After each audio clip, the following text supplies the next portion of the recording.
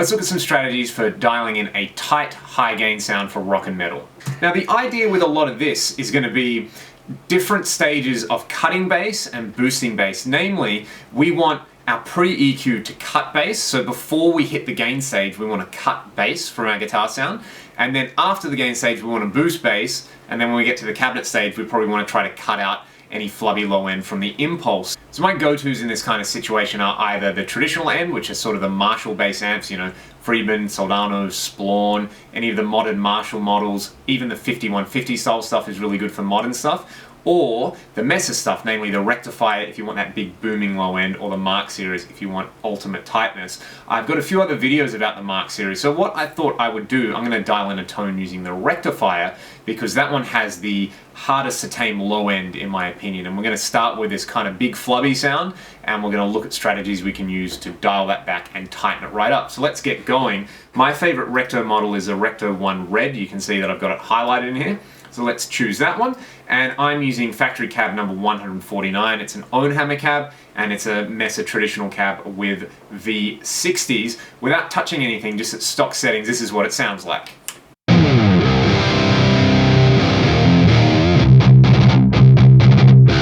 Huge in the low end, it's really loose sounding. It's kind of the opposite of a tight guitar sound. So this is how I would go about tightening this up. We'll try to do it step by step. The first thing I would do would be go to the cab block and adjust the low cut. Let's set it to 100 hertz to start with. We'll go for something pretty tight. Let's have a listen to how this sounds cutting at 100 hertz.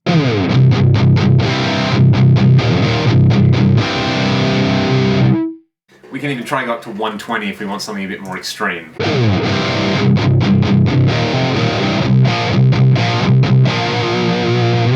And already you can hear that's taken out that extreme boominess in there. So let's leave that where it is and let's go to the amp block. So the first step is obviously going to be EQing the amp correctly. And there's this tendency with guitar players where we don't want to move the knobs too far past noon one way or another. So with the rectifier series, my go-to is always to set the bass and the mid quite low and crank the treble in the presence. So let's do that. Let's just turn the bass down, say, we'll start at 2. Let's have a listen to that.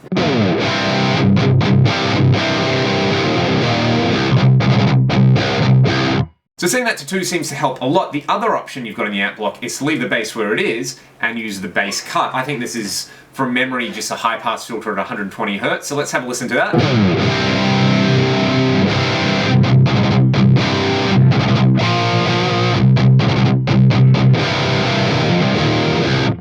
And already that's starting to tighten up nicely without doing anything. Personally, with the rectifier model, I really like to use this bass cut and to leave the bass where it is. We'll also turn the mid-range down a little bit. Why not? We want a scooped aggressive metal sound.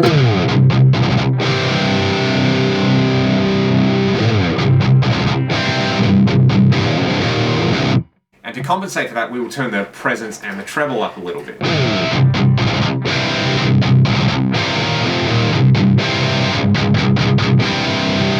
And already that is tightening up nicely. The other thing that we can do is turn the master volume down. I find this really helps with high gain amps. In a tight metal situation, you want to rely on a well EQ'd preamp gain section. So if we turn the master volume down, that is going to eliminate any flubbiness coming from there. We can compensate with the level.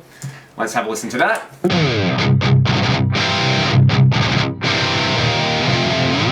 Ooh, that's starting to get juicy. I really like that. Let's move on to some of the advanced parameters in the amp block. The power amp section, I don't tend to touch too much. The power supply section, however, if you want to tighten your sound right up, the idea is to turn the supply sag down. So let's try turn the supply sag down to 1 and see what that does. Here it is at 2, and then we'll go to 1.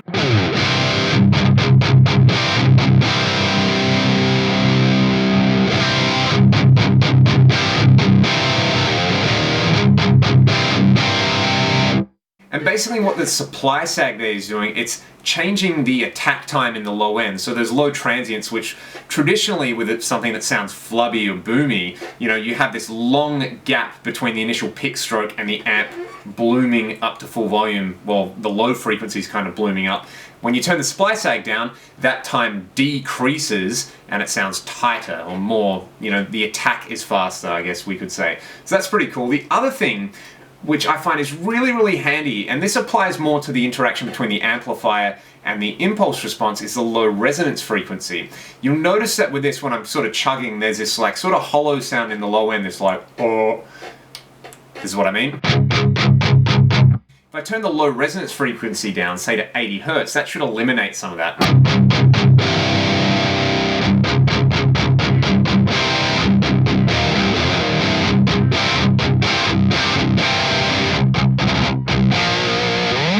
Which sounds pretty cool, I think. The next step would be to go to the speaker drive, and I tend to like the speaker comp around 3 or 4. If you turn the motor time constant down, let's turn it down to 50, tightens it up even more.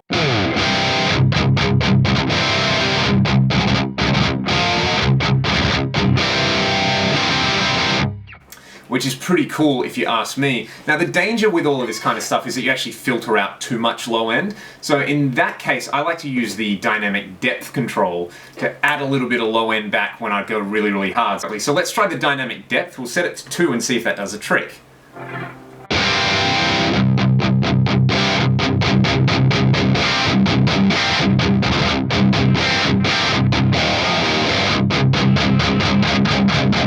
So while I'm playing with a normal intensity, there's not quite enough bass, but when I go really hard, that dynamic depth kind of fills out the low end. You can, of course, try the opposite approach and use the dynamic presence if you want to sort of make the high end sizzle as well while you're doing that. So I'll set the dynamic presence to 2. Let's have a listen to that.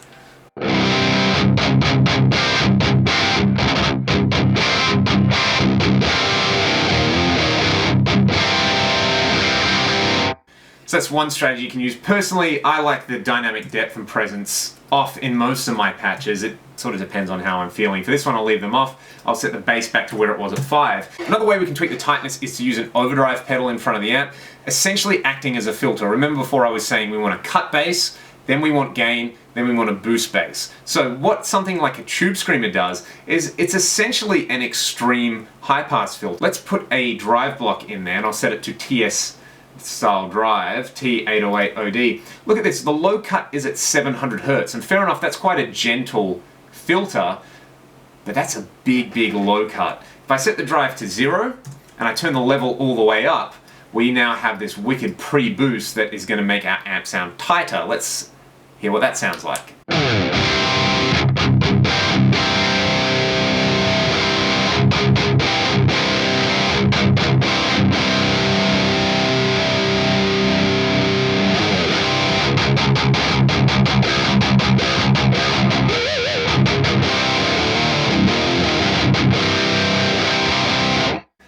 Which is pretty awesome. You can experiment with different drive blocks. One of my favorite is the FAS Boost. It works great for this kind of setting.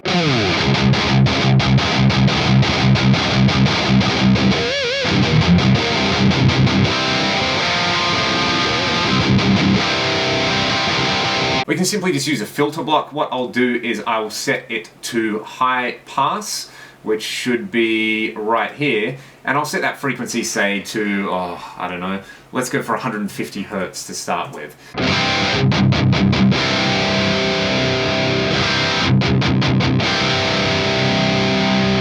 Other options for that include the parametric EQ block and the graphic EQ block, anything that is going to cut low and around 100-150 Hertz. Again, dial that into taste depending on how you set your amp, but they're the options I would go to for tightening up the sound. Another option, of course, if you want a sort of genty thing happening, you want to use a gate that is basically going to modify the attack and the dynamic. So the way you could do that would be, we could use the input gate, we could set the attack really low and the release really quick. Let's set it to 10 milliseconds, and we'll set the ratio to, I don't know, something stupid like 4 or 5, which is quite high, and the threshold will set to like minus 35. So really cranking the gate, this is what that does.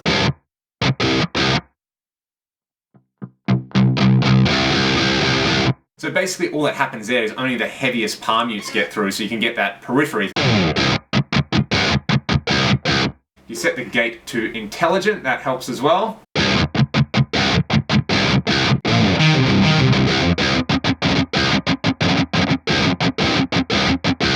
We can see there that that strategy of cutting bass before the gain, boosting it after the gain, and using a variety of different filters, boosts, and gates, we can get an insanely tight metal sound out of something that would traditionally be considered quite a loose amp. namely the rectifier. So if you start with a really tight sounding amp, something like a Mesa Mark series, or a 5150, you will get even better results, and you can dial in ultimate tight metal tones on the AX8.